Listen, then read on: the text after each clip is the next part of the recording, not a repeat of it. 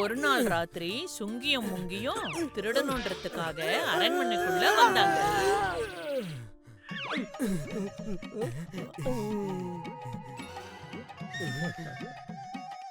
இன்னைக்கு நம்ம கையில பெருசா கிடைக்க போகுது. நம்ம இத்தனோண்டு கைக்குள்ள அப்படி என்னதான் பெருசா கிடைக்க போகுது? வந்து பாரு தெரியும்.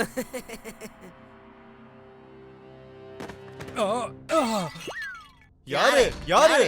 வீரர்களே, என் அறைக்குள்ள யாரோ நுழைஞ்சிட்டாங்க. இளவரசர் அறைக்கே நீங்க திருட வந்திருக்கீங்களா? திருட்டா?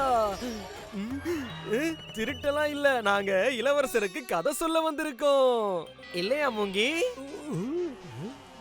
என்ன கதையா? ஆமா, ரொம்ப நாளா இளவரசர்கிட்ட எங்களுக்கு கதை சொல்லணும்னு ஆசை. அது இன்னைக்கு நிறைவேற போகுது. எங்களையே ஏமாத்த பாக்குறியா? நட்ட நடு ராத்திரியில கதை சொல்றதுக்கு யாராவது ஜன்னல் வழியா வருவாங்களா என்ன? பகல்ல முன்வாசல் வழியா விட மாட்டீங்க, ராத்திரியில ஜன்னல் வழியா விட மாட்டீங்க. இளவரசே, இது அநியாயம். நான் கதைக்கு எந்த அநியாயமும் நடக்க விட மாட்டேன். அதனால நீ கதையை சொல்லு. பல காலத்துக்கு முன்னால உங்கள மாதிரியே ஒரு இளவரசர் இருந்தாராம். விஜயநகர இளவரசனுக்கு கதை கேக்குறதுனா அவருக்கு ரொம்ப பிடிக்கும். அவர் எப்ப வேணாலும் எங்க வேணாலும் கதையை கேட்கறதுக்கு தயாராயிடுவாரு. அடடா, எவ்வளவு அருமையான கதை இது. இந்த ராத்திரியில இப்ப நான் உனக்கு என்ன பரிசு கொடுக்கறது? இந்த மாலையை கொடுக்கலாம்ல இளவரசரு? என்ன வெறும் மாலை மட்டுமா? உனக்கு என்ன வேணுமோ அதை எல்லாத்தையும் எடுத்துட்டு போ.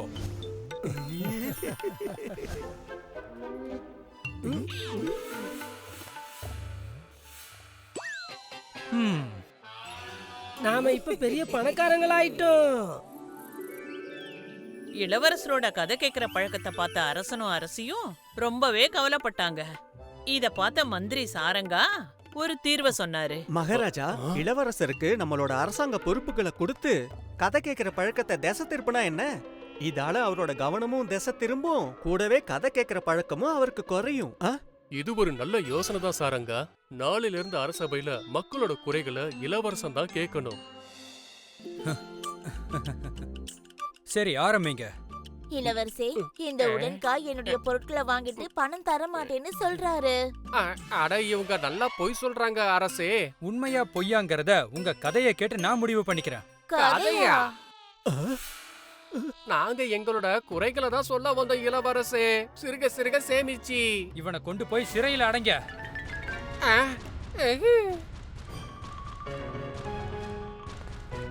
எங்களோட குறைகளை நாங்க சொல்ல வந்திருக்கோம் இளவரசே. உங்ககிட்ட கதை இருக்கா இல்லையா? என்ன கதையா? இளவரசே, நாங்க ஒண்ணுமே பண்ணல.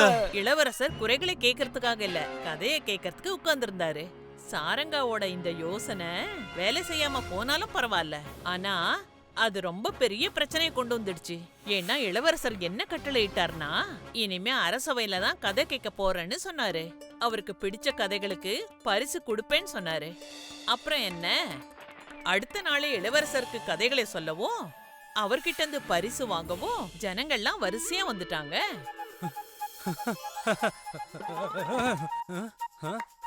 சில பேர் மந்திர கதைகள் சொல்லி பரிசுகள் வாங்கினாங்க. ஒரு சிலர் பயங்கரமான கதைகளை சொல்லி பரிசு வாங்கினாங்க.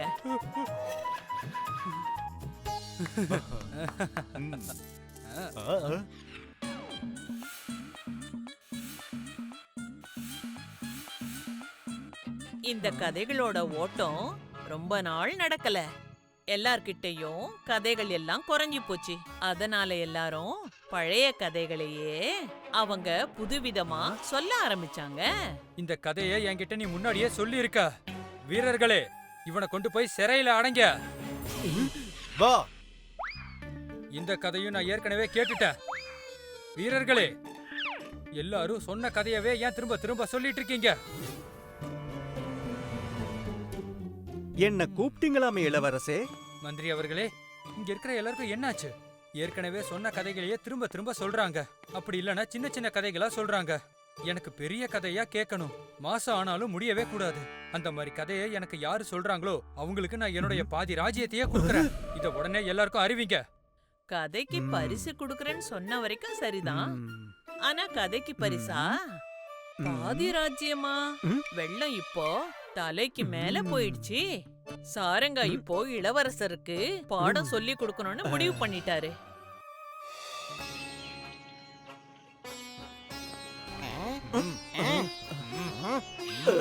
விறகு எரியும் நெருப்புல மீன்கள் வாழும் தண்ணீர் இல்ல. விருட்சம் வளர தேவை ஒரு விதை. உங்களை அசர வைக்கும் நான் சொல்ல போற கதை. இளவரசர்கிட்ட போய் சொல்லுங்க, அவருக்கு ரொம்ப பெரிய கதைய சொல்றதுக்காக நான் வந்திருக்கேன்னு. இளவரசரே, உங்களுக்காக ஒரு பெரிய கதைய நான் சொல்ல போறேன். பெரிய கதையா? முதல்ல நீங்க யாருன்னு சொல்லுங்க. நான் யாருன்னு சொன்னா கதை அறகுறையா ஆயிடும் இளவரசரே. என்னோட கதைய வச்சே நான் யாருன்னு நீங்க தெரிஞ்சுக்க போறீங்க. சரி, கதைய ஆரம்பிங்க. ரொம்ப காலத்துக்கு முன்னால ஒரு விவசாயியோட உழைப்புக்கு பலன் கிடைச்சுது. அவனோட வயல்ல கரும்போட விளைச்சல் ரொம்ப அமோகமா இருந்தது. கரும்புல இருந்து கிடைச்ச சர்க்கரைய மூட்டைகள்ல கட்டி வச்சு மூட்டையா கொண்டு வந்து அவனோட அறையில வைப்பான். இப்ப சொல்லுங்க, அந்த அறையில யார் இருந்தாங்க? யாரு யாரு யாரு? எறும்புகளின் தலைவன். சாப்பாடு அவனுக்கு முன்னாடி இருந்தது. பசி அவன் வயத்துக்குள்ள இருந்தது. அவன் சர்க்கரையோட ஒரு துளியை எடுத்துக்கிட்டு போயிட்டான். அப்புறம் இன்னொரு எறும்பு வந்தது. கதை கேட்டுக்கிட்டே அப்படியே ராத்திரி ஆயிடுச்சு. ஆனா மகா மந்திரி சாரங்கா அவரோட கதைய சொல்லிக்கிட்டே இருந்தாரு. அப்புறம் வந்தது ஒரு ஆளு. என்னது, ஆளா? அதுவும் எறும்புதான். அதுவும் ஒரு துளி சர்க்கரையை எடுத்துக்கிட்டு போயிடுச்சு. கதை கேட்டுக்கிட்டே அப்படியே 2 நாள் போயிடுச்சு. ஆனா சாரங்காவோட கதை முடிவே இல்லாம போய்கிட்டே இருந்தது. அப்புறம் வேகமா ஒண்ணு ஓடி வந்துச்சு. எது? எறும்புதான். 2 நாள் ஆயிடுச்சு. ஒன்னு எறும்பு ஒளிஞ்சு வருது, இல்லனா ஓடி வருது. மேல சொல்லுங்க, விவசாயி என்ன பண்ணாரு? ஒருத்தர் திரும்பி வந்தாரு. யாரு? விவசாயியா? இல்ல, எறும்புகளின் தலைவன். முதல்ல ஒரு துளியை எடுத்துக்கிட்டு போச்சு இல்ல. திரும்பவும் எடுத்துட்டு போறதுக்கா? ஆமா, எறும்புங்க எப்பவும் அதை தானே செய்யும். போதும் போதும், உன் கதையை நிறுத்து. நான் கதையை கேட்கவே விரும்பல. கட்டளைப்படியே இளவரசே, என்னோட கதை இன்னும் முடியல. சரியா? நீங்க தான் சொல்ல வேண்டான்ட்டு பாதியிலேயே நிறுத்திட்டீங்க. அப்படின்னா சவால்ல நான் தான் ஜெயிச்சேன். அதனால உங்க ராஜ்யத்துல பாதியே நீங்க எனக்கு இப்ப கொடுக்கணும். எனக்கு நீங்க இப்ப கொடுக்கணும். பாவம் இளவரசருக்கு இப்பதான் புரிஞ்சுது. அவரோட கதை கேக்குற இந்த பழக்கத்தால எவ்வளவு பெரிய பிரச்சனை வந்திருக்குன்னு. இப்ப பாதி ராஜ்யம் கைய விட்டு போக போகுது. ஆனா இளவரசர் ரொம்ப பாவம். கொடுத்த வாக்க நிறைவேற்றணும் இல்லையா?